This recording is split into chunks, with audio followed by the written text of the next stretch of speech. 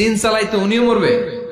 শক্তিশালী একজন নবী ছিল, উনি মালাকুল মাউতকে বলেছিলেন, মালাকুল মাউত আমার মৃত্যুর সুয়াইয়া সামান্য কিছু আগে আমারে বইলো, আমার একটা কাজ আছে। মালাকুল মাউত মৃত্যুর কিছু সময় আগে এসে বলল, সুলাইমান টাইম ইজ আপ, সময় শেষ, অল্প কিছু সময় বাকি, কি করবেন করেন। সাইয়েদনা সুলাইমান জিনদেরকে ডাকলো, ও জিনেরা, বিশাল একটা প্রজেক্ট আছে, প্রজেক্টে কাজ শুরু করো।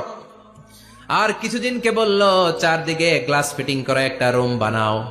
সাইয়েদনা সুলাইমান আলাইহিস সালাম গ্লাস ফিটিং করা রুমের ভেতরে ঢুকলেন। এই রুমে ঢুকার দরজা নাই, হাতে একটা লাঠি নিলেন। কি নিলেন?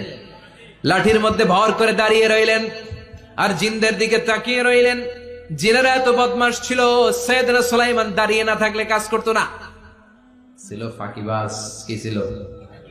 দাঁড়ায় না থাকলে আজও লোকজন কাজ করতে চায় না, ঠিক কিনা? মালিক দাঁড়ায় থাকলে ঠিকই কাজ হয়ে যায়। সুলাইমান আলাইহিস সালাম লাঠির মধ্যে ভর দিয়ে দাঁড়িয়ে রইলেন।